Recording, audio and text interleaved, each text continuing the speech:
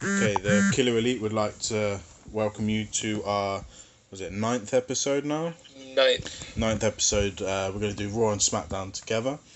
The hosts tonight are myself, Simon Highland, Gabriel Pearce, Lee Jones, and we have LaQuinn with us again. Yeah. Hate Mob in the house. Absolutely. So yeah, it's love here. It's love here, but still hate at the same time. It's a beautiful thing. It is, yeah. So we're gonna go straight into Raw this week, and obviously we had the new entrance music, the new look. Everything was completely different to how it's been for the last couple of years, and it reminded me a lot of WCW. Yeah, well, they had everything up at the. They even moved the announce table to the back like Eric Bischoff used to have. I really liked it. I really liked it. And the fact they stood up and they talked to you? Yeah, they did. Did you notice that? I don't know if this was just because of choreographs as well, but do you think that the commentary table being further away from the ring allows them to actually concentrate more on their job? Yeah. Because the commentary felt a lot better and cleaner, like across the board. Michael Cole sounded good. He did. It never happens. And Taz said in one of his podcasts that the spots on the commentary tables, they don't know when they're coming. They're kayfabe. It just happens. And them knowing that's not going to happen must allow them just to get the notes and to get everything in order and go, okay, get in the zone and do the job, because the commentary was so infinitely much better than it has been for years. Without a doubt.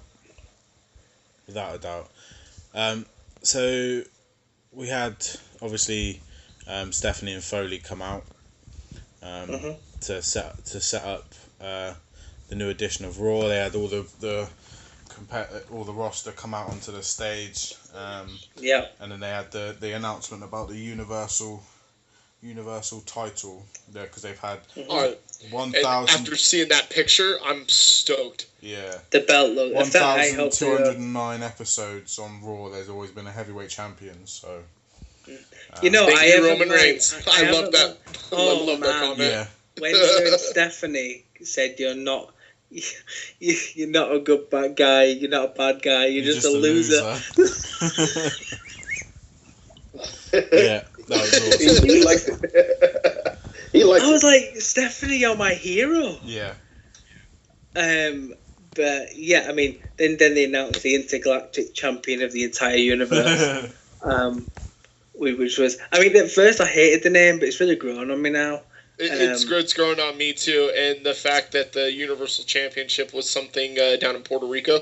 Yeah. Mm-hmm. So, and the fact the belt looks so epic, if that is actually what the belt looks like. Yeah, that was a possible leaked image. It was a possible leaked image. It was not a leaked image. It was a person. TK16 customization. Right. It was a person who went on WWE the video game 2K16 and customized a belt. Yep. Well, that's I've made some belts on WWE in my time, and they've never looked anything like that. My belts always look fucking shit. That looks sick. But look, it's I've hated the world title ever since I just had the big giant WW on it. It looks cheesy. I hate it. I didn't like it at first, but it grew on me, and the more I see it now, and like when I go to like live events and I see people with it, like the replica, I'm starting to really like the belt. Like, I'm really starting to like it. Yeah, it's growing on me. I didn't like it at first, though.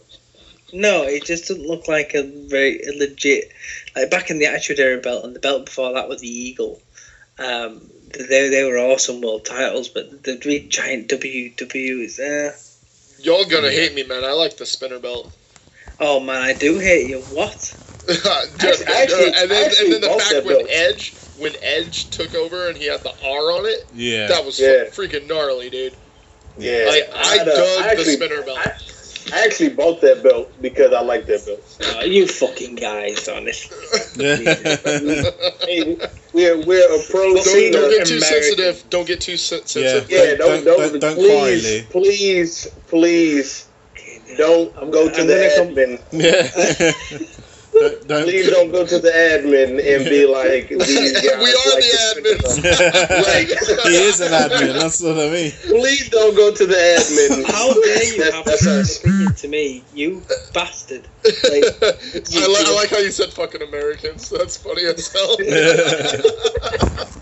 Of course the Americans would like the spinning fucking belt. Of course they would.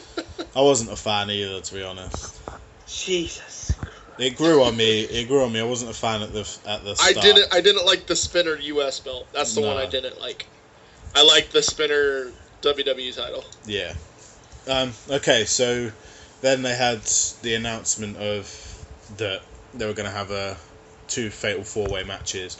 And as a sucker for fatal 4-way matches, and the winner of these two matches would then face off in the main event for the chance to face Seth Rollins for the Universal Championship of the World. Like, oh my! Yeah, Seth Rollins was like, "Yeah, I don't have to do shit tonight." Yeah, like, but then his reaction when Finn came out. When Finn came out, he was like, "Oh fuck!" Like, right? Did you see the meme? That someone posted like, "Oh, this guy's here." Yeah. And he had like that. He had that real worried face. Yeah. Hilarious. It was funny. So they announced the matches. They had Cesaro versus Rusev, Kevin Owens, and Finn Balor. And then they had the other match. Amazing match. It was an amazing match. Obviously, it went straight into that match. Right. For me, it was great. It just went straight after the bell. That was it. It just went boom, straight into it. It was a very, very, very good match.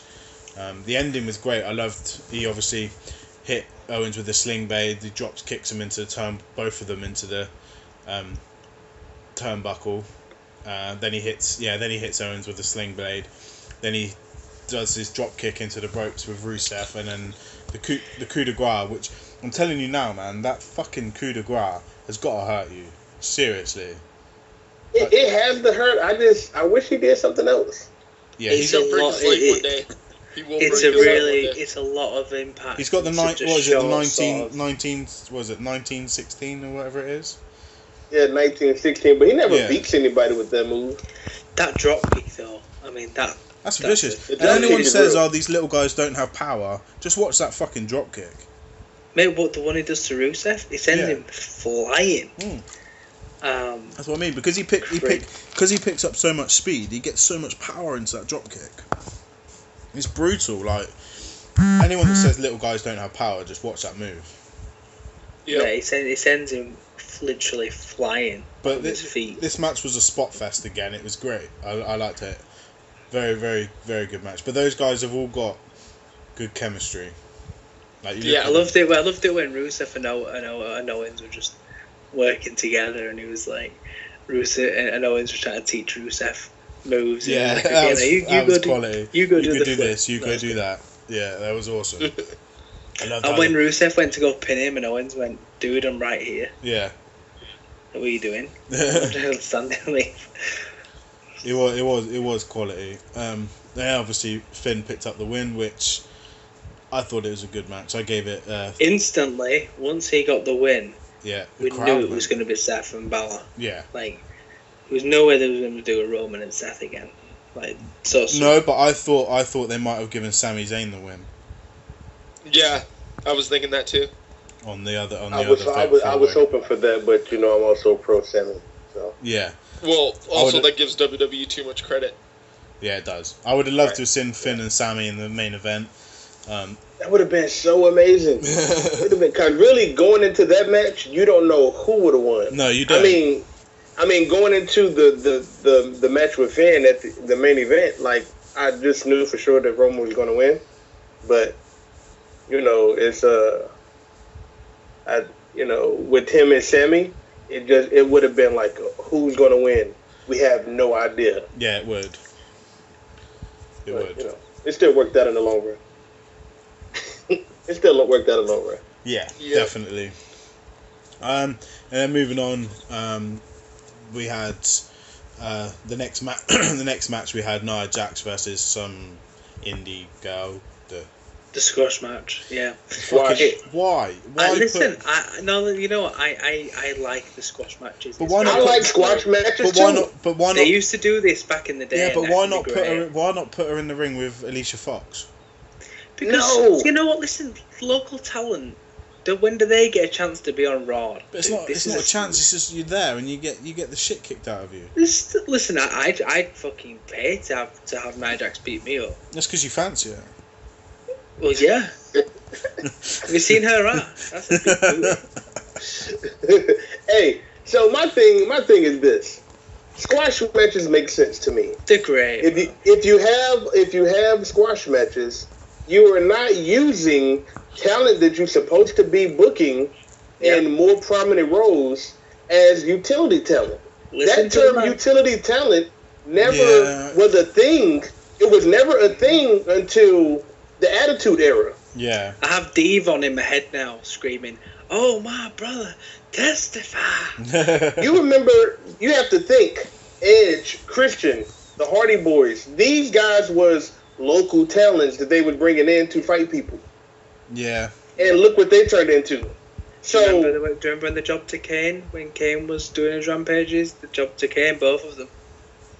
Yeah, Ambrose did it quite a few years ago as well, when he had that pink fucking hair. Look, sometimes you just need a fucking guy to dominate, to build the character. And I do get that. I do get it. They devalue your current roster by using someone who's... Yeah, but Alicia Fox has got no value anyway. Yeah, but you just... Or Summer Rae. You put her in with Summer Rae. She's got no fucking value. But the thing is, it's hard to turn a talent around when they've constantly been losing. But if you don't really use them, at least when you do put Alicia Fox on TV, you're like, damn, what happened?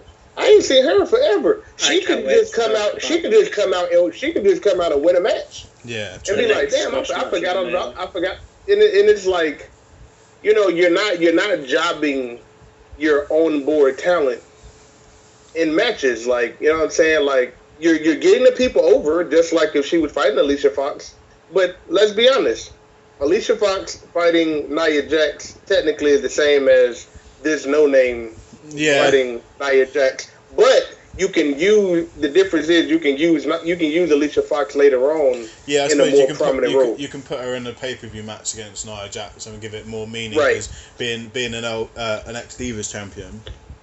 Right, right. So I'm all for squash. Yeah, when you put it like that, I can see the meaning behind it and stuff. So yeah, I can see. I gave the match a 1 out of 4 and 1 out of 5 anyway. Yeah, it's a squash match. It don't supposed to get anything higher than that. Yeah, fucking 5. They had after that. They obviously had the Pokemon Go thing, but with Sasha Banks and we'll skip past that. They had an announcement that Brock Lesnar's coming to Monday Night Raw next week. With Paul Heyman or without Paul Heyman? It didn't say. It just said Lesnar. So probably. This is without Paul Heyman. This is going to be some funny fucking stuff. Yeah. Blasé about it. I don't think he deserves to be in the fucking WWE right now. So I think he deserves to be suspended. Yeah, we had our rant without Lee because he was on vacation. We did about a 20-minute rant on Brock Lesnar because we said, which Lee, we still need to get your opinions because you said you were going to drill into his ass too. But we drilled into him hard on the last freaking podcast.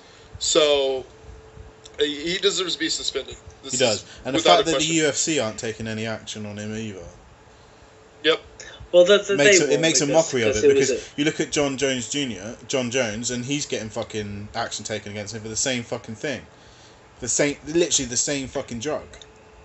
Yeah, I mean, the thing is with John Jones is he just did this. It doesn't matter. You can't justify one person and say, it's because of him. Brock Lesnar needs the same treatment as every fucking body else. It doesn't matter who you are.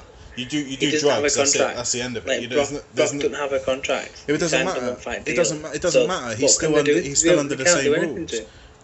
Yeah, but it's a you don't pay him then. And a business. This is a business. You don't pay him. You put something in the contract to say you failed a drugs test, you don't get fucking paid. Yeah, I agree, but it's all these organisations are corrupt, and they're not going to suspend someone who earns them the most money. It's as simple as that. But they should. This is the thing. It makes a mockery of their entire system. And John Jones is a big draw. He was a big draw before he got his first suspension. He was a fucking light heavyweight champion. They suspend people for like everything as well as the UFC. Yeah, but that's the whole point. There's 212 fucking different types of drug tests that they take. I think the UFC should just legalise. I mean, should just why? Because then it delegitimises the whole fucking sport. Yeah, but the sport were a lot more exciting before they started trying to clean it up. But there's no point in trying to. You can't it can't be classed as a sport if you're fucking. If you're doing it, it's like WWE. Oh, mate, it's not classed as a sport. It's classed as entertainment because it's not fucking. People are taking drugs and everything. So the UFC will become. It won't stay a sport if they legalise it. What's the point? It won't be.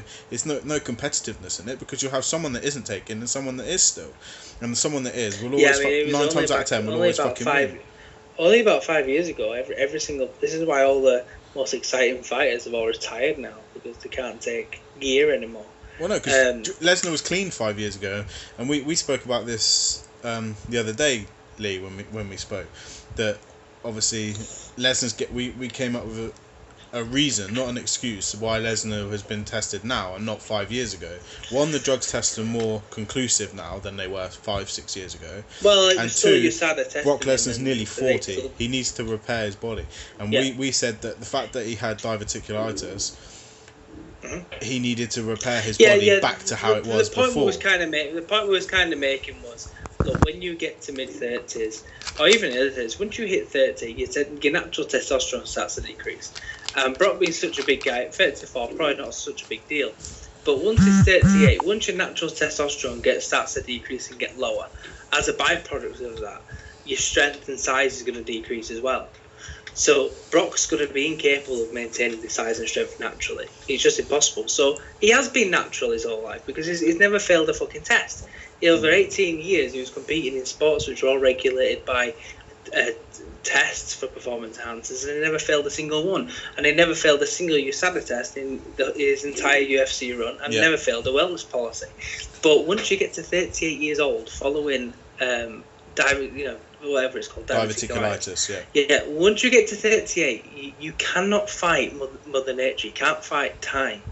And at 38, Brock's character, the only reason Brock is successful, his skills aren't great in terms of fighting ability. It justifies the use, but it doesn't make it right. Oh yeah, I'm not justifying it. I'm just no. I'm saying it justifies it in his mind. But it doesn't make it right, and he should be punished just like everybody else. Frank Mir made a good point, and what he was saying is, there's no way Brock Lesnar was on steroids while he was training for Mark Hunt and during the fight, because all they found was compounds used for post-cycle therapy, such as Clomid, which is the reason people take this compound is because once you finish a steroid cycle, you need to take this compound until your natural testosterone levels start to kick in. Because when you're on steroids, your testicles won't produce testosterone anymore. So you need to take a product like Clomid until it starts to kick in, so you don't start developing horrible side effects from the elevated estrogen.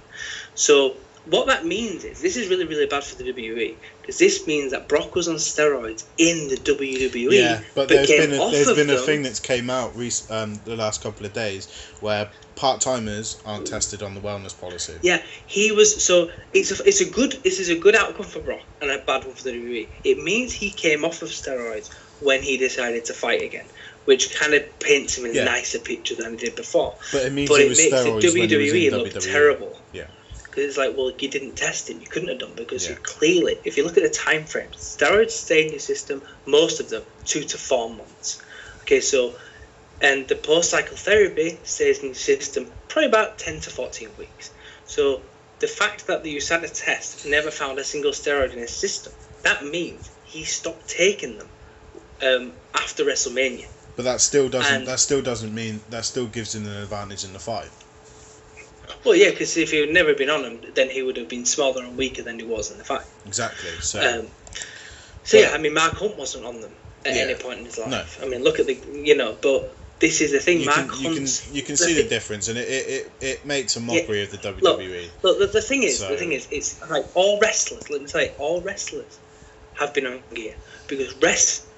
The fact that Brock had to take Mark Hunt down. Wrestling is so much more strenuous on the body than striking is. Mark Hunt's game is striking. He's one of the best K1 strikers in the world, and you will, no matter how old you are, you will always be able to hit very, very hard.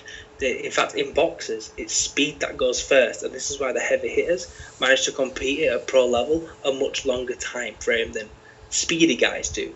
Now, Brock's game is overpowering people and taking them to the ground.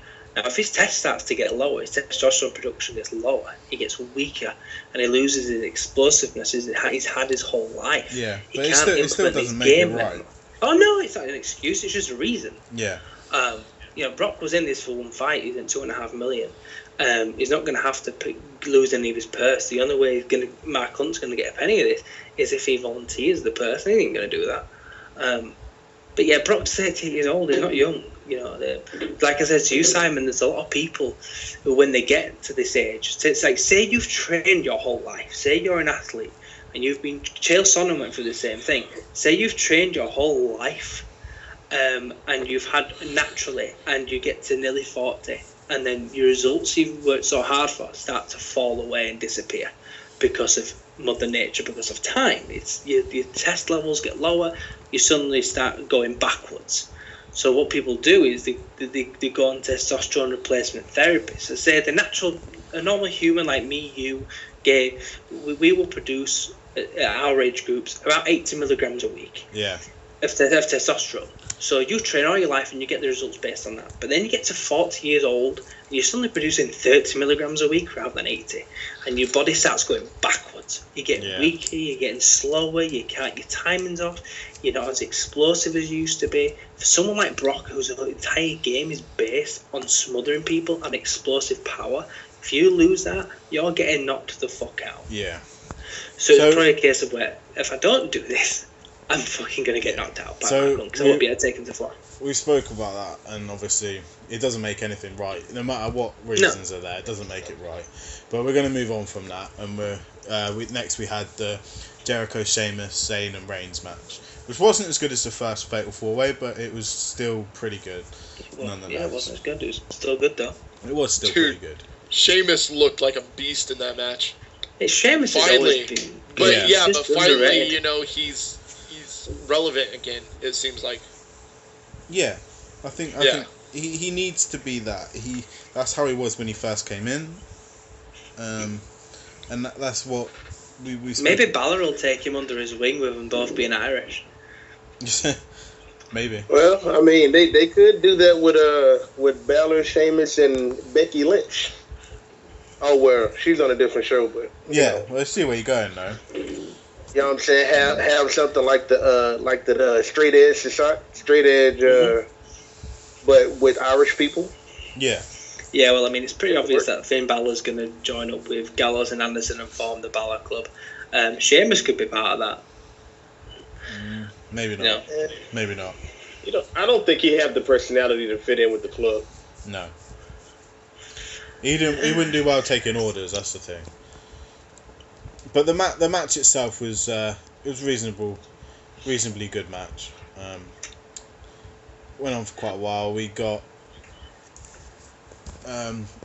Jericho, and the ending was pretty good with Reigns and Jericho.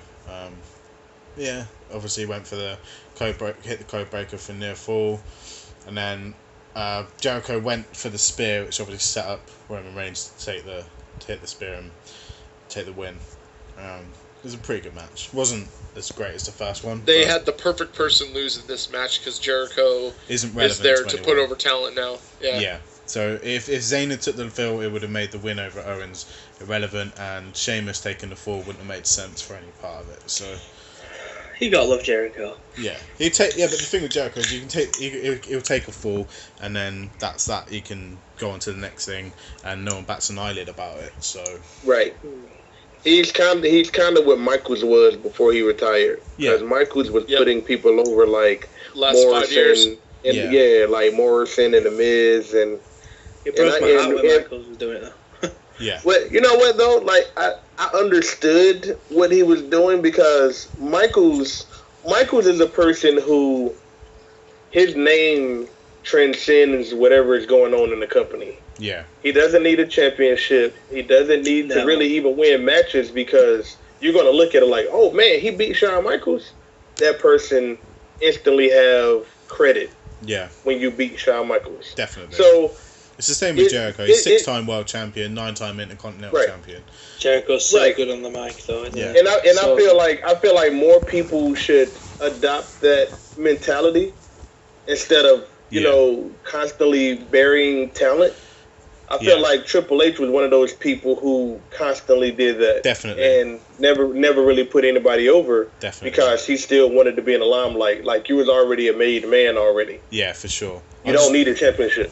I just got to duck out quickly. Carry on for a second, and next we had, if we're going to the next segment quickly, we had the New Day come out and do their whole little segment celebration about the 337 days, and obviously that they got their Booty-O's as breakfast cereal and the rest of it. I'm pre-ordering that shit. And if you've got a spare $20, yeah.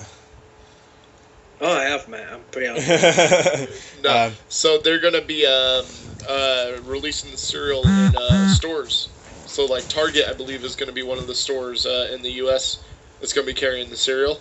So they actually are going to put them in stores because I know they were saying FYE.com. It's $12.99 or something. Right now, but they are going to start putting it in stores. So can I walk into the Asda and leave with a box of Booty-O's?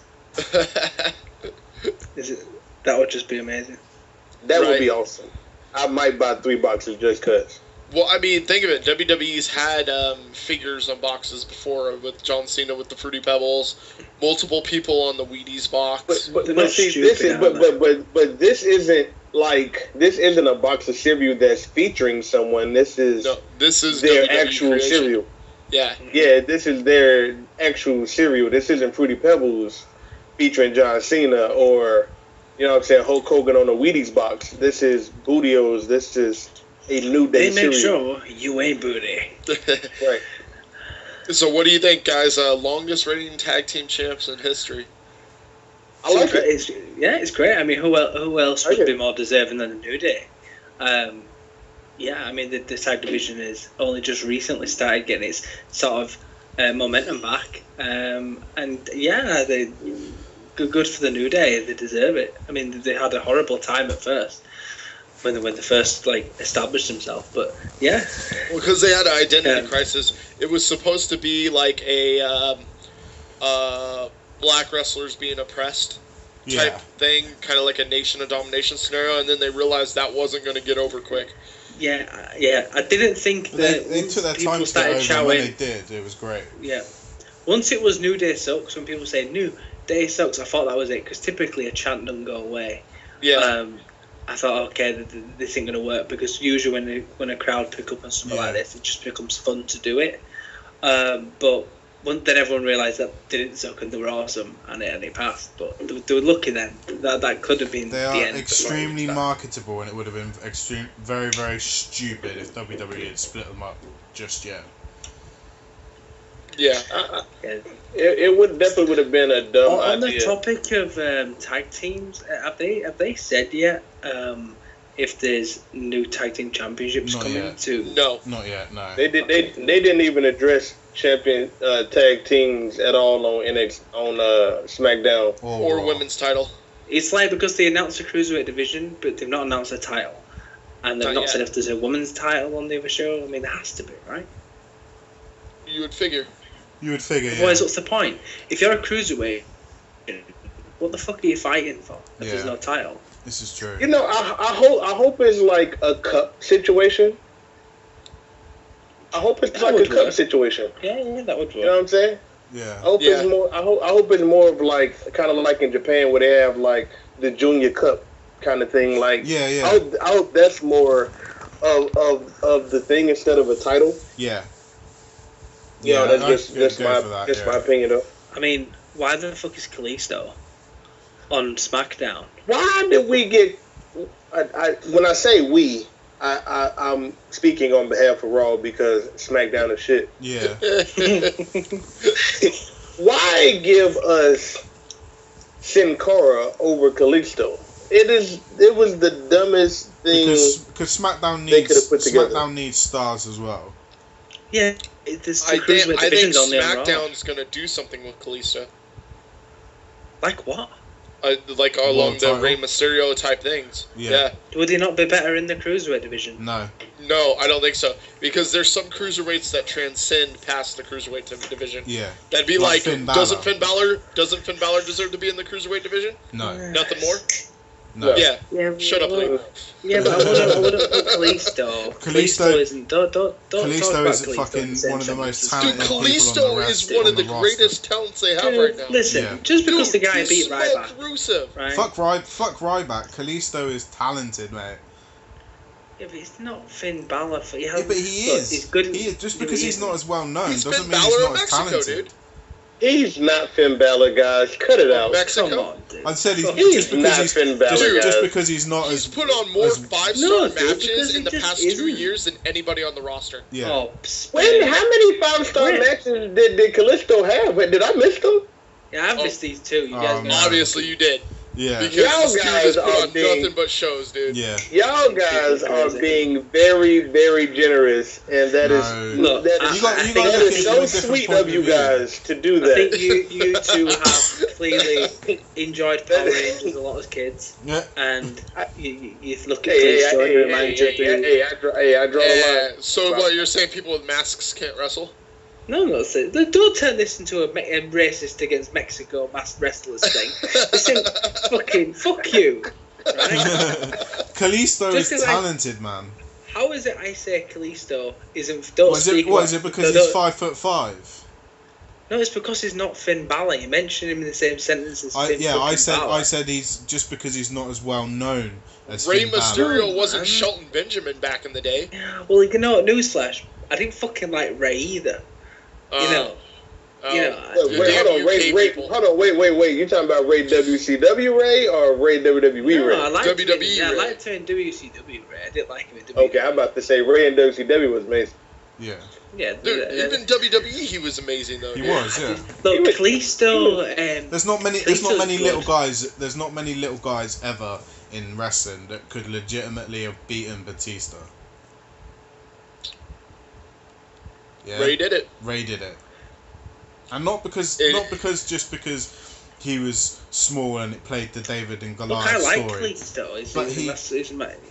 I just don't. Dude, give it to Kalisto. Yeah, dude, I guarantee it would work. The Selena Del Sol. He doesn't do anything. Look, dude, when he was the champion, he didn't do fuck all as the champion. That's because of the people he was put in the ring with. Well, he was put in the ring with fucking Ryback. He was put in the ring with fucking Ryback. Is crap. Let's throw CM Punk against Ryback for 2 months. Oh, we did, and that was some of the worst rated pay-per-views ever. Are we suggesting that Ryback isn't talented? Yes. Yeah, you're completely right. Exactly. Ryback is awful. Yeah. I like how we're all on the same page on the one. Okay, so moving on. It's like we argue about Kalisto and Rey Mysterio, and then it's like Ryback. Yeah, he's okay. I think I'll approach Kalisto with an open mind, given how it did wrestle after. I think you should, because you could throw him in a rivalry right now with a Bray Wyatt. Guarantee it would be one of the best rivalries on SmackDown. I mean, that's because he can work, but do I want to see Kalisto versus Ryback? Absolutely not. No, but would you like to see Kalisto versus a Dean Ambrose for the title? I would. Yeah. That's just me. I don't want to see Dean Ambrose, period. But okay. Say Ziggler wins. Ziggler wins. It's realistic then that Kalisto could take the title from him, and if SmackDown's the land of opportunities. I like it. And then you have Baron Corbin come in and take the title from Kalisto. Yeah. You got Baron Corbin come in and just completely smash Kalisto, and there you have a Monster Hill. Oh god. It's a win, mate. So anyway, moving on. We had fucking Curtis Axel come into the ring. And, oh God! Fucking bullshit this was. Do we need to talk about this? So sad that he has Neville returns. Neville does his thing, hits him with the back suplex, goes for the red arrow, picks up the win. The red arrow is a sick move, love it, but that's the best thing about the match. Done, brilliant. Moving on. Yeah, we're moving on from that match. Yeah. Next we had the WWE Women's Championship match. Oh my freaking fucking God, dude! Well, this should have ended the night. Can I just say? The women's wrestling matches is usually where I go for my fucking toilet break, or usually where I decide to make a cup of fucking tea, or go to do something else with my time for the next 15 minutes. But this match was incredible.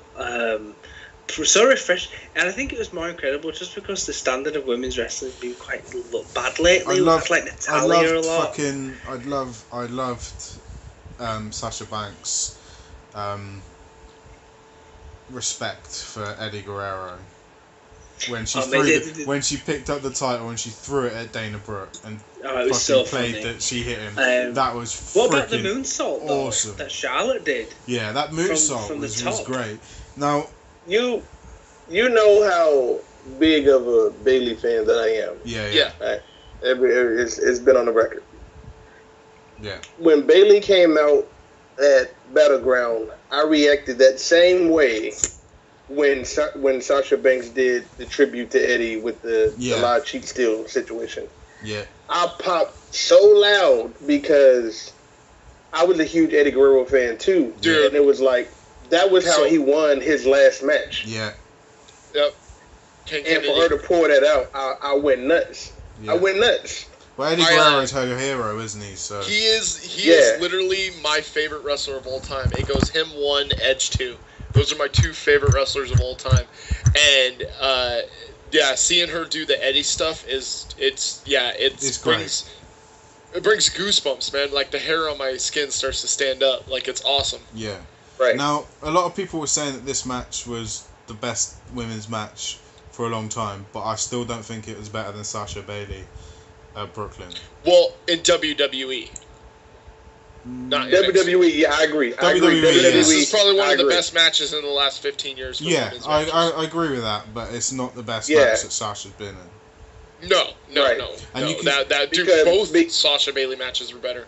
Yeah. I actually think the Fatal 4-Way. The Fatal 4-Way was the best match. With Sasha Bayley, Charlotte and Becky Lynch was also better. Yeah. But this, for Raw itself, this was the best match, and we spoke about it before this was definitely better for me than Lita Trish. Yeah. And it should have main evented the Raw. This should have main evented.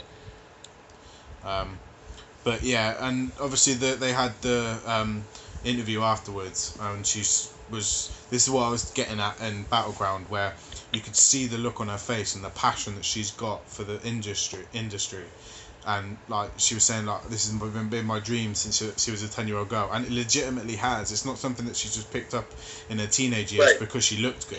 Yeah, it was quite magical. I mean, I think the issue with women's wrestling is they always tend to do triple threats or fatal 4-ways or do some other gimmick in there because they don't feel like just a one-on-one will be good enough with 2 women. But these 2 really stole the show. They haven't had the women in the business that can do that since Trish and Lita. It was just so refreshing on the Raw. They've not had a match like this on a major pay-per-view. And now I know Sasha Bayley was incredible, but that was NXT. Yeah. On the actual WWE main shows, they've not had a match of this standard. No. On a pay-per-view between 2 women. So if this match would have happened Sunday at Battleground, this would have been the match that stole the show instead of Kevin Owens. It was great. The ending was great. I think it was that good. It was good, but it wasn't that good. It was really good, but better than Owens and Zayn. I'll tell you what.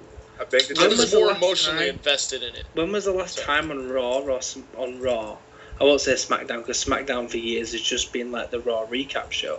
But when was the last time on Raw you saw a title change hand? Yeah. that was fucking big. That never happens. The title matches are pointless on Raw, usually. I feel that, but better than Owens and Zayn is a stretch. Yeah, definitely. I felt like Charlotte was a bit sloppy in the match. Yeah, she wasn't as clean as she usually is. She missed 3 spots that I could count. Right, she missed those spots, and I don't know if we're talking about the same. Killed herself. And Sasha missed 2 spots. Right, because she didn't catch her. There's like when you do plunges to the outside, the person you're jumping on supposed to catch you. Yeah. She didn't catch Sasha. Even when Sasha did the stand, when she was standing there, she kind of did the jumping hurricanrana, and Charlotte almost fell. Like, come on, like she's about to jump on your shoulders, plant your feet. Yeah. Yeah. Yeah. You know what I'm saying? So those were the 2 things that kind of caught my eye. You know what I'm saying? Like when she did the moonsault, Sasha caught her. Yeah, she did. Yeah. You know what I'm saying? So I kind of those were the 2 things that kind of stood out to me. Like something just those 2. There was something off the top rope. I can't remember what it was that Charlotte fucked up as well. It was like she missed one of the ropes when she was climbing, and I can't remember exactly what it was, but I remember marking that down as a spot that she fucked up. But that was a minor one. The main one was Sasha jumping out of the ring. She didn't fucking catch her. But overall, the match was great. So I gave that match. It was an amazing match. Yeah, I gave that match a good 4. So. Like I said in the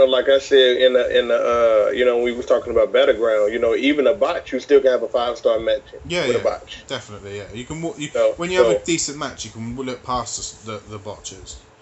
I wouldn't even call it botches. It was more of just general mistakes. Like Zack Ryder on SmackDown was a fucking botch.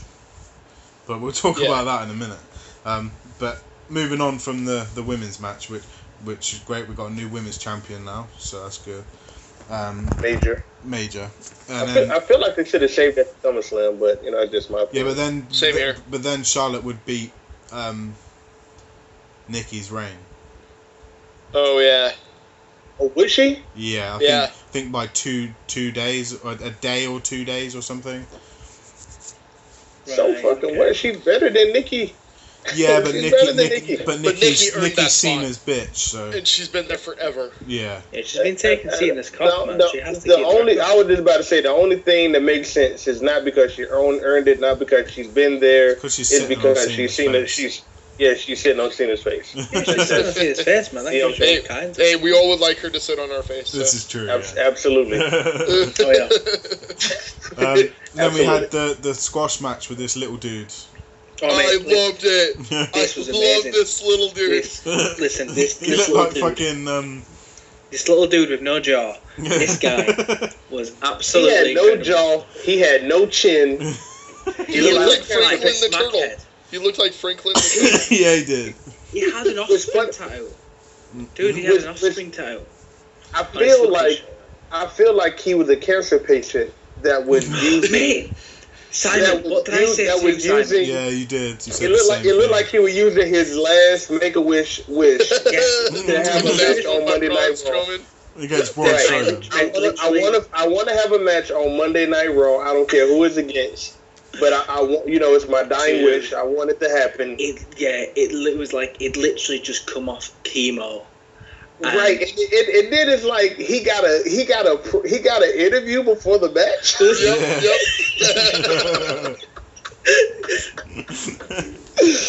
What happened? Who do he know to get that spot on the show? Because I need to call that person. I want to do it too.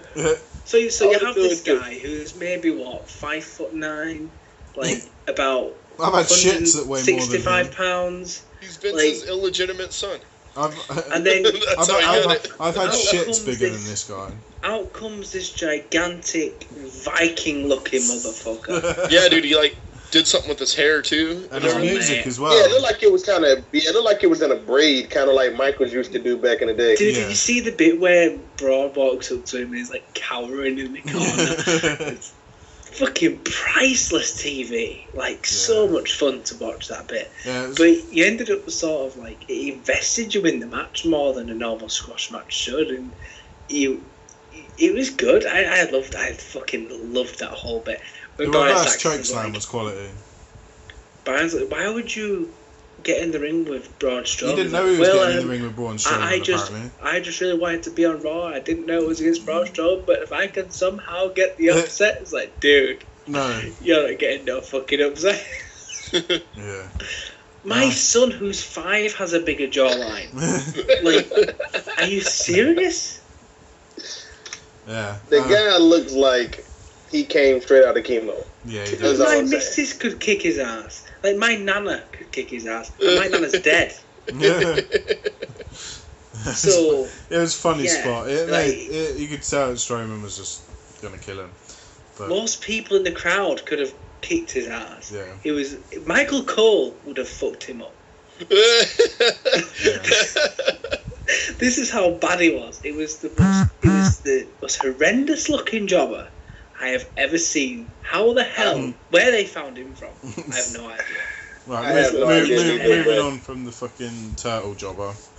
Oh, do we have to move on? It was brilliant. Yeah, we do. I feel like we could talk about just that guy alone for. He needs to come back. He should come back every Raw. And have a smash match. He could be like the 1, 2, 3 kid, but never. He could be like Barry Hall. Gilbert. They could just bring him back every fucking Raw and have him do a squash match. Right, he could be like, you remember Barry Horowitz was like the jobber that never won, but he was always on the show? Yeah. You should bring him back every week to lose to people, and I promise you he'd get over. I promise he'd get over. Yeah, he would. I really want to see him again badly. I thought it was great. He could be like Cheeseburger. Yeah. He had a giant Offspring tattoo on his fucking chest. You bring back Zach Gowen and have Zach Gowen beat him. It was the best thing I've ever seen. It was greatly enjoyed by me. Yeah, and me. And we had match of the night. Let's start a petition. How many signatures we can get. We should start a petition. You're right. Let's do it. You have your first sign. You have your first signature. You have your first 3 signatures. Yep. We go to Vince McMahon with like 10 million signatures to bring back the fucking jobber. James, what's his name? James Ellis. James Ellsworth. James Ellsworth. His name was Ellsworth? Yeah. This is even better. He had an amazing name too. I didn't even know his name. I was like, who's this guy? I would buy a James Ellsworth t-shirt. It would have the big Offspring thing on it. That's what it would be. I would sooner buy that than a Roman Reigns. You ain't got a choice on the Roman Reigns thing, mate. So yeah. I want a James Ellsworth action figure. Right, I think I'm going to make me a James Ellsworth t-shirt. I think I'm going to do it. Yeah, dude. I'm gonna make one and then post it in the group. Let us know. We'll all send you $15 to send us a t-shirt. He's the unsung hero of during the draft. No one ever predicted the biggest star of Raw would be James Ellsworth.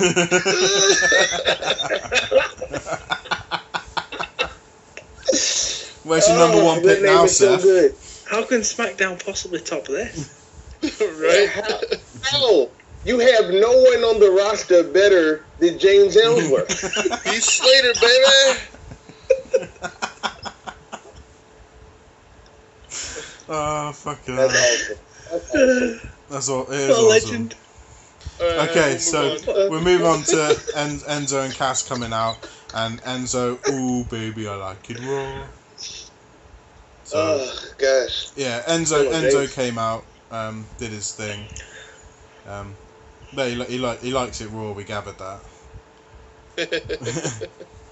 And then fucking Epico and Primo with their fucking the Shining Stars. I hate these guys. You take it right out of my mouth. I was so about to say the same thing. These guys. I'd rather watch fucking Heath Slater and Curtis Axel wrestle. It's literally I got nothing to say. We all know Enzo and Cass were gonna win. I can't really say any more on that match. Apart from the best bit of the match was when fucking R-Truth walked through the middle of the ring trying to catch Pokemon. That was funny. Fucking R-Truth. That's the best bit of the whole. Dude, he is one of the funniest guys. Like, I love all his little bits with the ladder. He's climbing up the ladder in the middle of the fucking Royal Rumble. Yeah. You're like, what the fuck, dude? Little Jimmy. Yeah, like, dude, he comes up with some of the funniest shit. Yeah, it is awesome. That was hilarious. And then we move on to the main event. Finn Balor versus Roman Reigns. Good match. It was a really good match. Roman did what Roman he was told to do again. Take that big L. Yeah. He The needs to make that phenomenal. Razor's Edge fucking powerbomb his finisher. Yeah.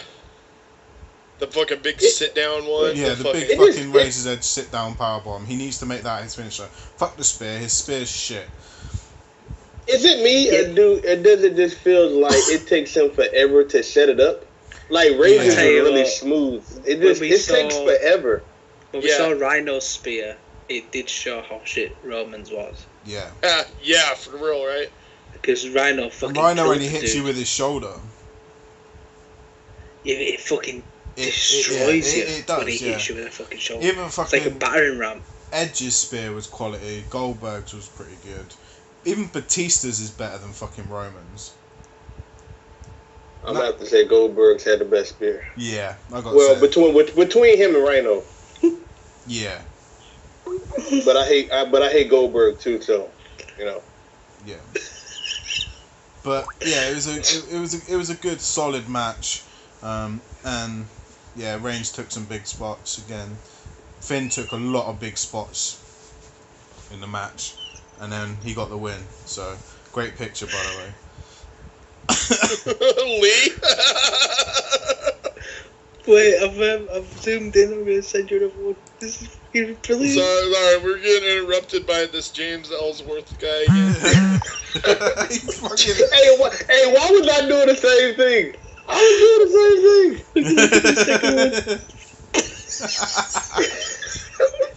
If anyone, right, for all those out there, that obviously we are genuinely just laughing because people are posting the pictures of fucking James Ellsworth everywhere. The dude, he's just some scrawny ass little motherfucker. dude, you're like dying, Lee. What the fuck, man? I just. You just look at Byron's face in the picture and it's just. I think we're about to kill Lee, dude. What the fuck? This guy has been let's just get it out there again. This guy has been trending on Twitter as well. Like all fucking week. James is God.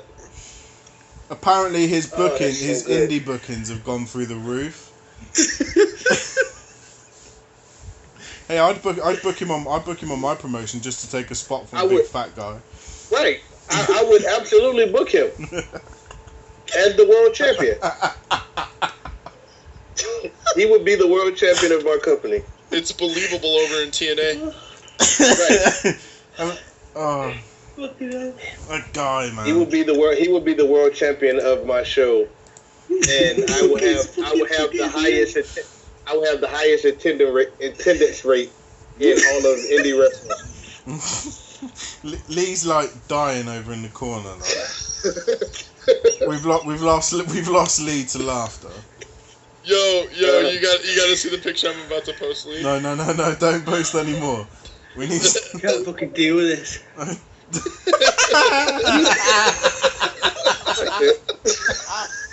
Where's his neck? Where's his neck? How is his head attached to his shoulders? How did that happen? For our listeners, the picture that he's posted is when Ellsworth flew out of the corner and hit fucking Braun Strowman in the face. He looks like a salmon. Oh, I can't fucking breathe. Where's his neck?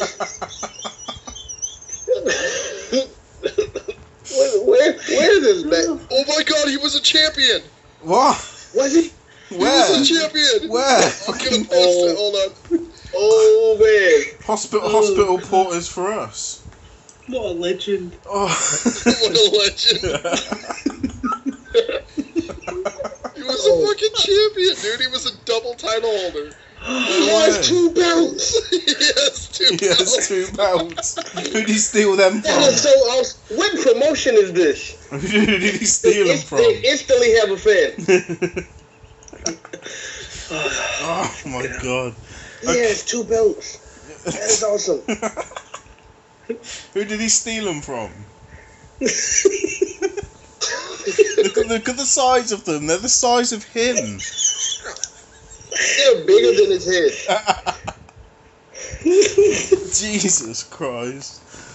Oh. Dude, I really want to start a petition like the British Bulldog one going to the Hall of Fame. Yeah. We need to start one for this kid, dude. Yeah. He's fucking incredible. Oh, we need him back next week to fight fucking, I don't know, Sheamus or something. Stick him into the fucking. Put him in the Royal Seth Rumble versus Balor match. Put him in the Royal triple threat. Put him in the Royal Rumble. Oh, mate, they have to bring him into the Royal Rumble. Oh, they have to. Will they remember him? Will they remember him after all that time, though? Oh, mate, they'll remember him. We'll make them remember him.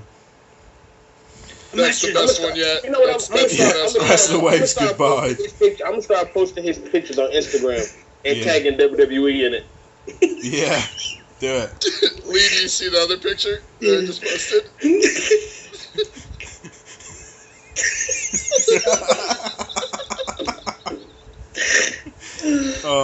Okay, so moving on. Finn picks up the win and is moving on to SummerSlam to face Seth Rollins. And now we've all agreed that James Ellsworth needs to be in this match. Right, for the win. For the win. To become the first Universal Champion of the world, of the whole fucking infinite universe. James Ellsworth, the galactic fucking interdimensional Universal Champion. Based on this match alone, I give Raw 5 stars. They have a picture of Matt Hardy like trying to eat his head.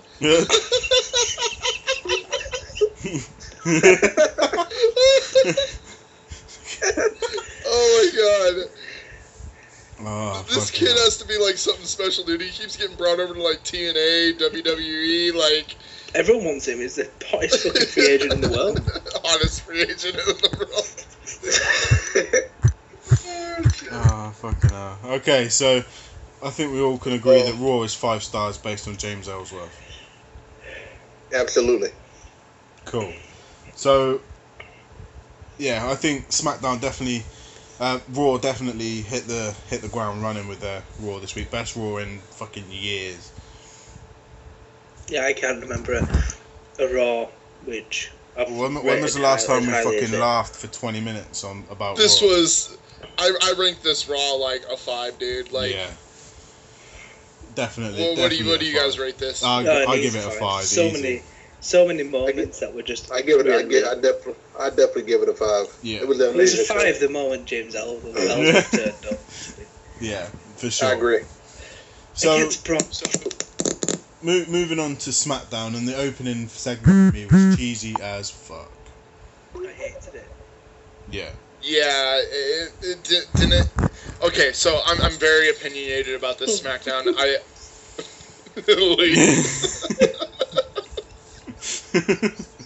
can't. Look, Quinn. I can't keep doing this. Okay, we need to move on from James Ellsworth, as entertaining as he is. It's 25 past 2 in the morning here. Come on. Okay, so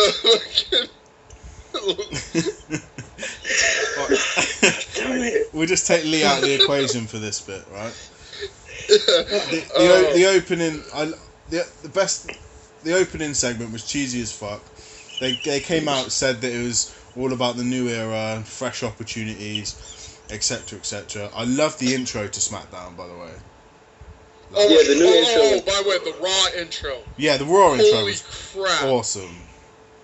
holy crap, the Raw one was tight, and then the SmackDown was really cool too. Yeah. So I'm psyched up for both those intros. Yeah, I'm just glad they don't look like the exact same show. Yeah, I like that. That's a good thing. I was afraid that they were gonna have the exact same stages. I can't. Lee's crazy. Lee's fucking. He's fun. We're trying to. But yeah, I like. You know, I'm glad the show was on. You know what I'm saying? The exact same. Don't look like the exact same thing. I can't. Fuck's sake. I'm not opening any more fucking pictures. I can't. We're trying to do a podcast, man. Yes, we are. This is bad. Okay. Okay. So they had all the guys. They had all the guys round. Here. They had all the guys round the ring. Came in. First thing started with Shane and Daniel Bryan in the back. Yeah. Then they came out and it was cheesy as fuck. They tripped over something on their way out. Like, yeah. I was like, dude, this is you're already starting off bad, and we haven't even seen any wrestlers yet. Yeah. I was like, fuck. Yeah. When they get into the ring, and then everything was like really slow, and then they're picking the one person. The one thing I did pick up about that was the Shane's announcement on SmackDown's own pay-per-views from September the 11th with Backlash. Yes. Excited about that. I'm super excited about that. And the fact they're bringing back an old pay-per-view in Backlash. Yes. So yeah, I'm pretty psyched for that. Then they were talking about the championship being brought onto SmackDown, and they had Ambrose came out. I love him as champ. I don't like him as a wrestler, but I like him as a champ. His character fits the role perfectly. Yeah. I'm like you, Liquin. I don't like him as a wrestler, but his character's good. Yeah.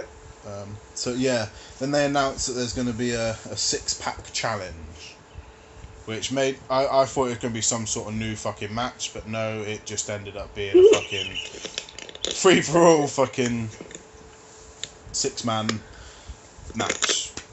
I like the fact that they've given people opportunities with the Battle Royal. Yeah, I like the way that they came out. They announced John Cena, Wyatt, Ziggler, Corbin, and AJ as the. All the people that you knew was going to be in contention for the World Championship. Yeah, and then they opened the 6 spot up to everyone, which I thought was cool. And then I saw who was in it, and I knew from the start that Apollo was going to win.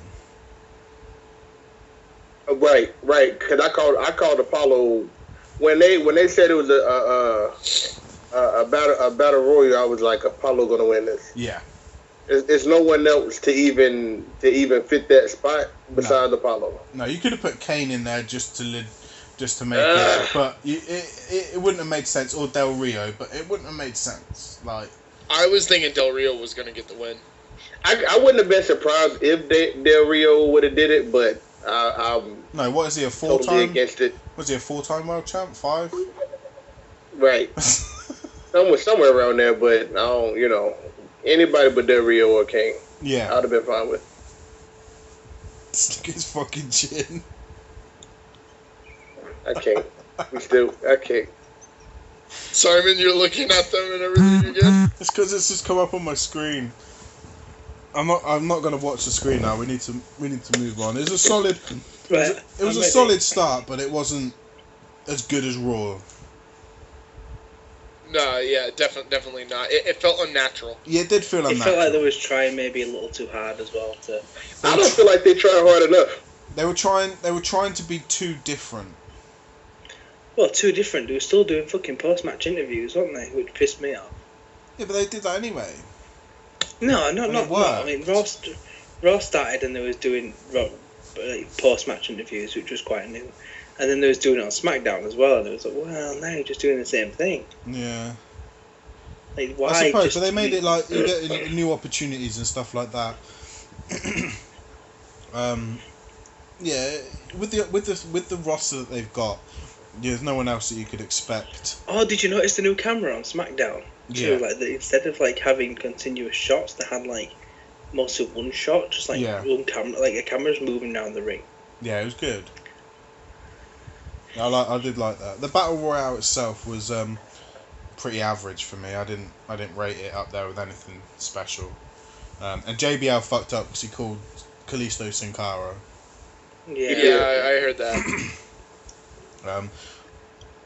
I love the fucking Selena Del Sol though. The only other person that JBL's crap anyway. The only other person that could have legitimately won that match for me would have been Kalisto.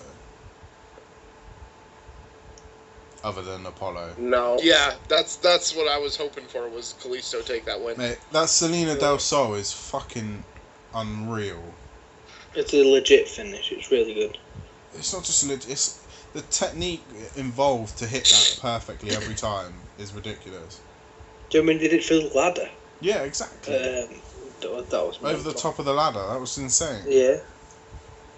So yeah, the battle, and then obviously it finished with Apollo picking up the win after a great chokeslam counter. He did the flip when Kane went for the chokeslam. And picked up the win. I do like these post match interviews as well though. It's different. Yeah, they're quick, short. I liked them if they didn't show so many of them. Yeah. And You know it was quick, and it was quick. It wasn't. It was just a quick. How'd you feel after the match? And it was just like, yeah, great, rah rah rah, and yeah, it was short and sweet, which is what I like. None of this fucking backstage bullshit. It was just short and sweet, and it was in front of the crowd, which makes it better. There's no point doing fucking all these interviews backstage. The crowd pay their money, and they're fucking watching it on a screen. Yeah. So yeah, it was good. And then they had the clip of Shelton Benjamin return. I marked out. Yeah, me too. I'm so freaking excited. I heard he was coming back, but you hear rumors all the time. I heard him and MVP. Those are the two that I heard. Right. And they just announced Shelton, so I was all over that. Yeah, me too. He should have been world champion before. I agree with that. He should have won the Money in the Bank, for fuck's sake. I mean, he was in a position to beat Triple H. He beat Triple H 3 times on Raw. Yeah. And never got a title shot, never got an opportunity. It's like you just beat the world champion 3 times and got nothing for it. Yep. So, I hope this time. I'm not expecting him to go and get a world title, but I'm hoping this time they treat him a little bit better. The fact he's coming. I'm okay giving him a world championship if it's the right kind of program. Yeah. You know what I'm saying? Like, I feel like if he come back with the right character and they put him in the right program, I feel like the guy deserves to be world champion at least once in his career. Yeah, he does. Yeah, I agree with that. It has to be the right booking, though. They can't just chuck him straight in. Right. But yeah, I'm happy he's coming back. Can't wait to see what they're gonna do with him. I hope they. I would love it, but I hope they don't just throw him in with the American Alphas for when Angle comes back. I pray for God that does not happen. I actually want him to stay away from I'd like to see him. Me and Gabe was talking about this before the show. Yeah. I really hope that they keep him away from. It's too tongue in cheek. Like it's too on the nose. Yeah. For them to put him with American Alpha because it just seems like the more logical thing to do. Yeah. I hope he stays away from them. Yeah, I hope they give him a singles run. Right. And not throw him in with if Angle comes back, then I'd like to see the match, but as a one-off, not as a story. Right. Who's the best tag team in WWE, the Alpha or Angle and Benjamin? Yeah. That would be like a cool dream match. Yeah, I'd like to see it as a one-off pay-per-view match, but that's it. Have it build up from one pay-per-view to the next, but that's it. I wouldn't have it a continuous story, just a one-off match, and then that's that. And then they can go their separate ways, do their own thing, and ultimately have Alpha beat them. Yeah, just to add more credibility to their name. Yeah, and then potentially Angle manage them. I'd like to see Angle manage them. I don't think they need it, but it would be. I wouldn't be pissed off if it happened. I wouldn't be pissed off. I really don't want to see it happen, but I wouldn't.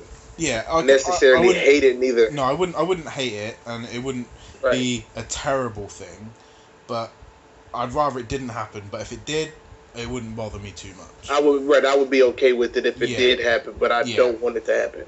Yeah, totally agree with that. How do you not have American Alpha on the first SmackDown? Yeah, right. Anyway, let's address that. What was that about? You've got to have they botched that, but this might make them take the ratings in week 2 because they're having Shelton and American Alpha show up on SmackDown. Maybe they realised they weren't going to beat Raw on the first week. I don't know. Yeah, they said Shelton coming soon. They didn't say next week. You said coming soon. So it's not absolutely sure. And I wouldn't have Shelton come back on the same show that the Alphas debut either.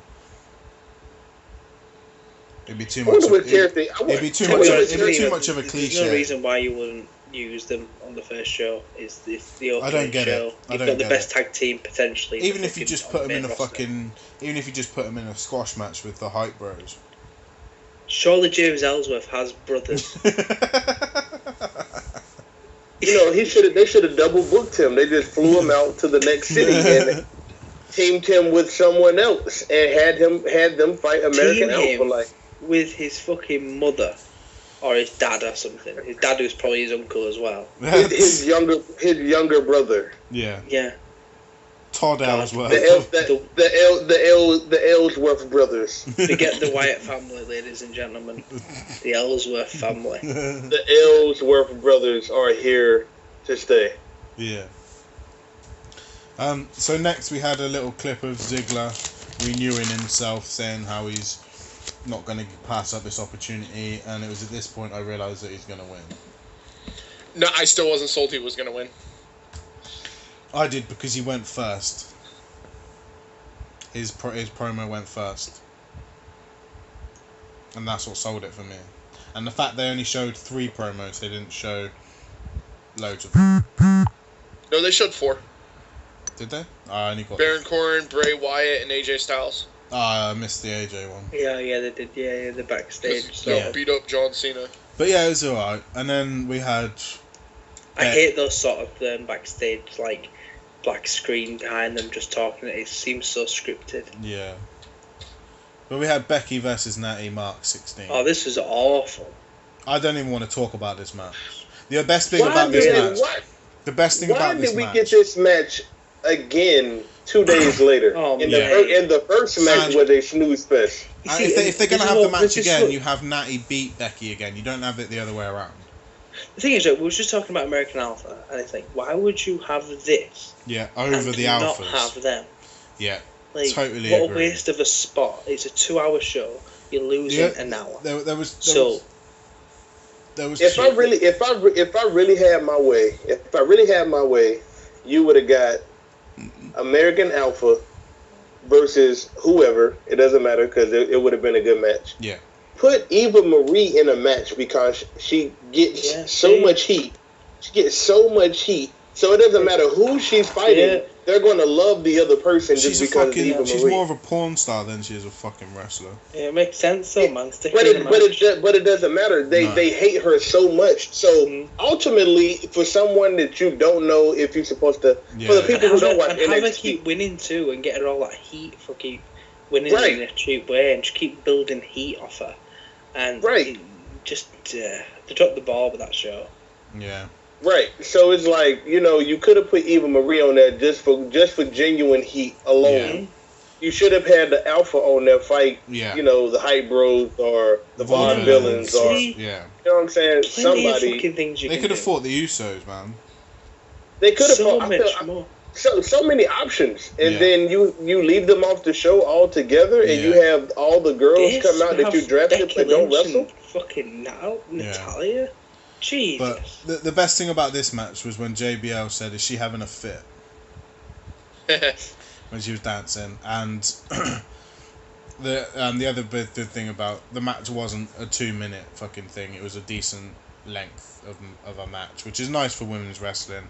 But boring as fuck because it's the same 2 people we've seen for the last fucking 2 months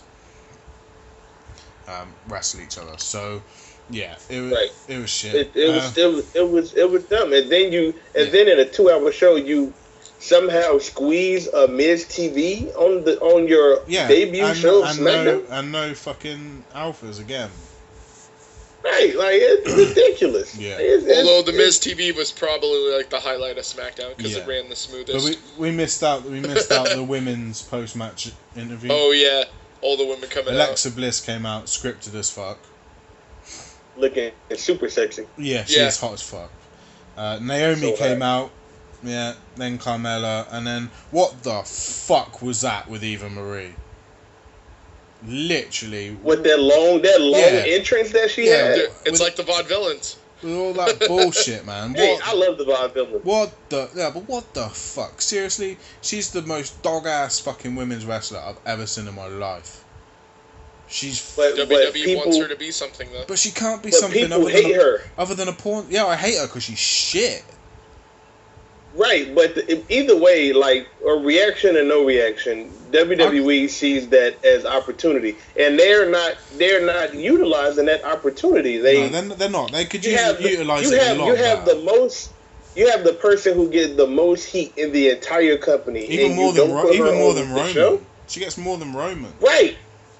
Right, and you don't put her on the show. Like, you have her just come out and that's it. It's so stupid. Like, I don't know who did the booking for that, but they need to be fired immediately. Yeah, totally agree. I just don't get that. I just don't understand what the fuck happened. Yeah. But yeah, and then Corbin had his little interview. He needs a push, man. Yeah. He's about to get that mega push. Yeah, he is. And then we have Miz TV, and Maurice has the second most annoying voice in WWE history. Yeah. Second to only Vicky Guerrero. Agreed. And yeah, it was I liked the segment. I loved how the Miz plugged Evolution and Legacy and then brought it back round to himself. Yeah, that was kind of a smooth transition. And how he brought it back round to himself. And then Orton didn't come out when I expected him to come out. He came out after Miz was fucking interviewing himself, which was funny. But it's not original. He's done that so many times now. It's not original, and it annoyed me that there was nothing original about the segment. The best bit of the segment for me was when Randy Orton said that Miz is an expert in playing with himself. Yep. That was quality. And then it led into the match, which again for me was just all about pointing out the Orton shoulder. The amount of damage that Miz was trying to inflict on his shoulder was just a point to make that, hang on, Brock, my shoulder's fine. Yeah. Which was nice. I don't like how the ending to the match delegitimised the IC title. Why would you have your IC champion do it against somebody else but not the Miz? Why would you have your IC champ, your second title on your show? The only other title. The only title on the show. The only other title on the show. Well, and you have you have the guy lose. Basically, all Orton hit him with the whole match was those 2 RKOs. Okay, if you get hit by 2 RKOs, you're going to lose a match anyway. But you don't have your IC title pick up that loss. It makes him look weak as fuck. Yeah, but they have idiots booking, so yeah, you know. It didn't make any sense for me.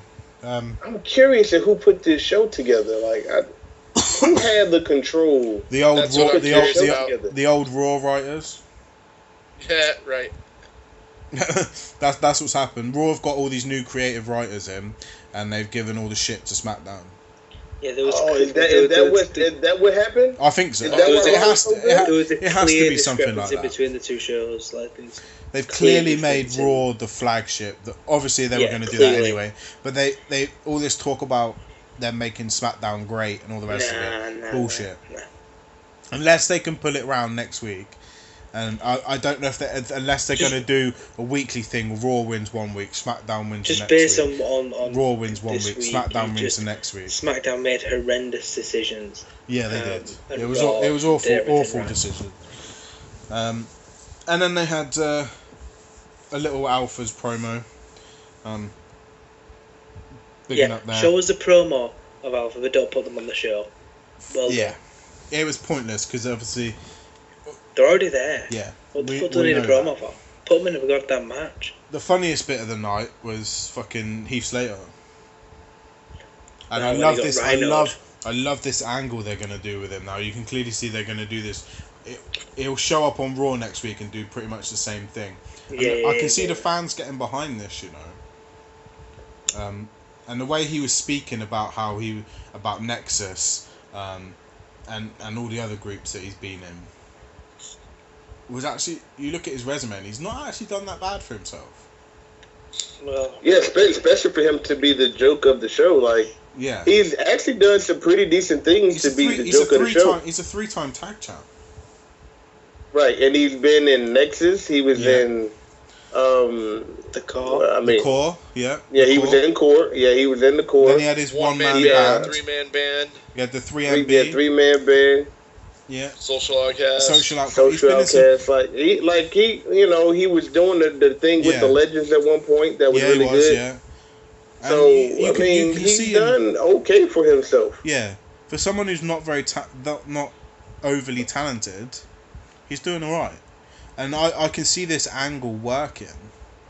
He'll ultimately get drafted to SmackDown, but you can kind of see where this angle is going, and I kind of like it. I don't expect him to do big things, but I can see him a similar sort of push as Darren Young. Yeah. Which I kind of like because, I can see it working. It's good. And then obviously, when Shane said I can see the hottest free agent in the industry, and then Rhino fucking gores him. That was a nice moment. Yeah, it was. It was a nostalgia moment. I don't think Rhino's going to do big things, but he's going to put a lot of the other talent over. I hate it. Which is alright. He wasn't doing anything down in NXT, so. He has a really strange body, like his arms are really short. He looks like a rhino. Yeah, he does. Yeah, he does look like a rhino.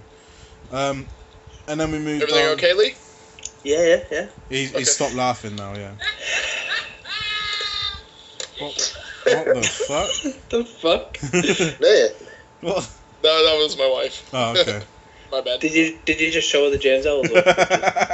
No, I did not show her the James Ellsworth pictures by the phone. She bust up laughing at him. These fuckers have been posting and tagging me in pictures of Facebook, and I've had to mute the fucking most of the SmackDown recap. I've completely ignored my phone because of the recording app. So I've gone, oh, what's this? Oh no, someone's tagged me. Oh, it's Gabriel. I wonder what's happening. You bastard. It's the wrestling guy. Yeah. That picture where he's punching fucking Strowman kills me. Alright, so what happened next? We had the I missed the AJ promo, but we had that. Now I think I remember it now. He said that he doesn't get to beat up Cena with his mates. Gets to beat him up on his own. He gets to beat up all the other guys. It's a pretty shit promo, really. And then we had Bray's promo, and then you see the difference in fucking quality between Bray and AJ on the mic. Yeah, well, Bray is complete fucking contrast. I like that he brought back the "I'm here" thing, like in his promos, because I hate that they stopped doing that, but hopefully they bring that back. Hopefully Where's they bring Sister it back. Abigail? Where the fuck She's is coming. She's coming. Don't worry. God. She's still at the compound. Yeah. I'm sure we saw her at the compound. We did. Where the fuck is she? We did. She's coming. Don't worry. She's coming somewhere. Then we had the main event, the 6-pack challenge. I freaking love this match. Yeah.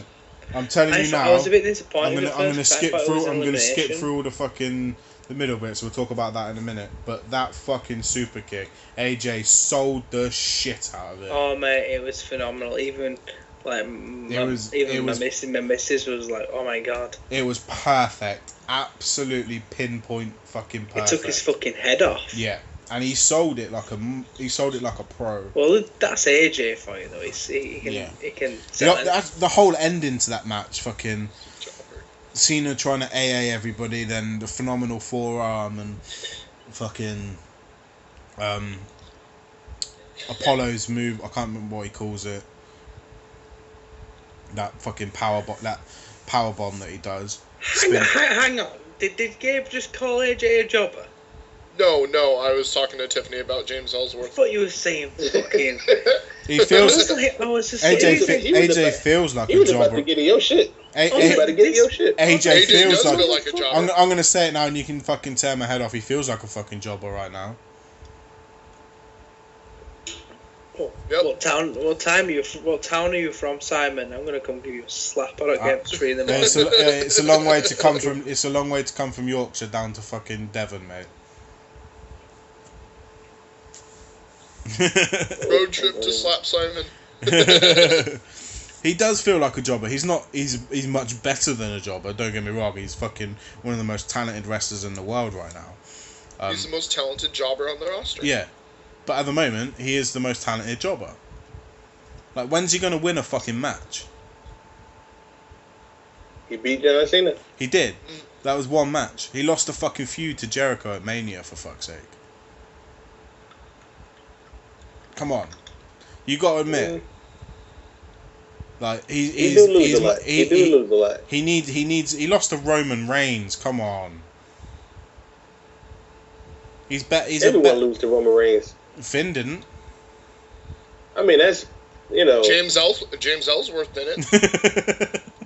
I don't think he will neither. I think if Roman Reigns fight Sir James Ellsworth, that he would completely squash Roman Reigns. We'll start a petition for the Queen to fucking knight James Ellsworth. Yeah, right. I have been putting on that Sir James Ellsworth. He should be knighted and come in as a blue blood. Yeah. Yeah, then you just need to create like a British Championship. Just for him. British champion. Just for him. The Knights Championship for fucking Sir James Ellsworth. But the match as a whole was fucking the best match of the night. It shocked me, Ziggler won. Like, I was thoroughly stunned, and it made me. I liked it, but I kind of, when they were saying about opportunities and stuff like that, I didn't think they were going to give Corbin the spot just yet, and I didn't think Mojo Rawley's nowhere near ready. Kalisto was a possibility for me, but when you look at it, they've been talking about it for weeks, how people that haven't been given opportunities are going to get the opportunities, and it all points to Ziggler. All of it. If you listen to all the promos that Shane and Daniel have been speaking about, especially Shane's been saying that I want to give people opportunities that deserve opportunities, and on his first night out, the first name he came up with was Ziggler. That hasn't been given the opportunities that he should have been. Well, and remember, he kind of had the little push, and then the Authority buried him, and so it's perfect for Shane to come in. Yeah, exactly. And he gets his opportunity. He was the sole survivor at Survivor Series. It was what, 1 against 4. He ended the Authority. Yeah. Right. So he's been a sole survivor twice. Yeah. Yep. Yeah, he's been a sole survivor twice. He deserves a push. All right, he's not. I like him. I find it funny that you bury him for 2 years and then be like, oh, now we want him in the world title picture. Yeah, it's a bit strange. That's where I go back to the whole booking jobbers. Yeah. Because Dolph Ziggler was that jobber at the time. The only thing that pisses me off about it is Corbin won the feud against him. Mm-hmm. The fucking 3-month-long feud, Corbin won. So, has all the work that Corbin did in that feud to win now been erased? It's just a weird thing. I don't feel like they helped SummerSlam. I don't understand why Bray Wyatt wouldn't be in that spot. They're building something bigger for Bray. Yeah, but you have Finn versus fucking Seth for the title, and you don't want to overshadow that match. Didn't you have any? Yeah, but it just doesn't seem like a SummerSlam. You put Ambrose versus Bray. Bearing in mind they've already had a feud that Ambrose won, and it was an excellent feud. Why would you revisit that? It was okay. Why would you revisit that so soon? You wouldn't. You'd build Bray for something bigger. You would build Bray. In my eyes, you would have Cena win the title from somebody, and Bray take it. And Bray take it from Cena. Then have AJ beat Ambrose for the title. Just boom, job done. But then you wouldn't have Cena beat AJ for the title because it would make people hate him more. Yeah. And at the moment, people aren't hating on Cena as much as they have been. So you wouldn't let him Roman Reigns taking that spot. Yeah, you wouldn't. Yeah, Roman Reigns is taking that. You wouldn't have Cena take the title from AJ. So for me, you would have Cena take the title from Ziggler because people can believe it. You would have Ziggler's going to go into the match as the heel against Ambrose. So, and a heel Ziggler is a better Ziggler. A heel champion Ziggler is better than a face. I think Ziggler will leave the champion. I think he will. And you would have Cena take it from Ziggler and have Bray take it from Cena. That's the way I'd book it. And then you've got all the you would be able to have all the faces be able to take it from Bray. Even Bray seems to be kind of in the middle at the moment. You don't know whether he's face or heel or what at the moment. So you could even have him be a face champion and have someone like Corbin take it from him. But for me, you would play it out. Ziggler wins at SummerSlam. Cena takes it from Ziggler 2 or 3 pay-per-views later, and you would have either at TLC or the Rumble or whatever fucking show SmackDown are going to have around that time, and you would have Bray take it. You would have Bray take it from Cena. Or you would play it till Mania and have Bray take it at Mania. Which would mean more. Yeah. I mean, he's gotten the short end of the stick at Mania ever since he's debuted. He has. He should have won. He should have been the one that broke the streak. I agree, especially when he was dubbing himself as the new face of fear. Yeah, and he carried that feud on his own for fucking 4 months. Yeah, because Undertaker can't show up without having a concussion. Yeah, but Bray completely had that feud sold from day one for 4 months on his own. And on his own, no help from Garbage Mark. Yeah, Garbage Mark. Garbage Truck Man. Yeah, Garbage Mark. You know, that's one of the things. That's one of the things that I hate. Overrated wrestler of all time. Other than Hogan.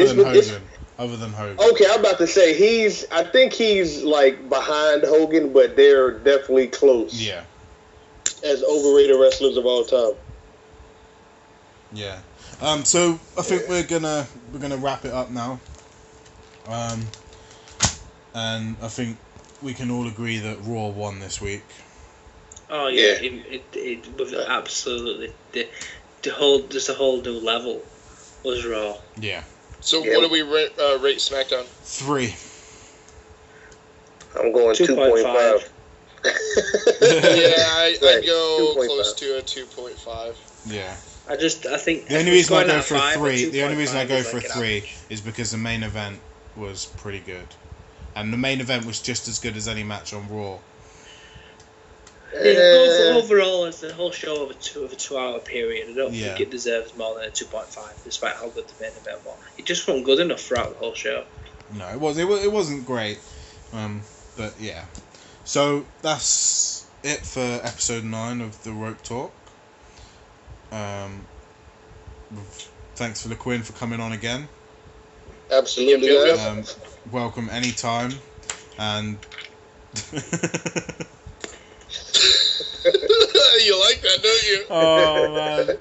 So Gabe's just posted another picture of James Ellsworth, the Long man, live James, Sir James Ellsworth, being the man, the myth, the legend. Yeah, being reverse choke slammed, waving goodbye, and he's put the Killer Elite waves goodbye. So on that note,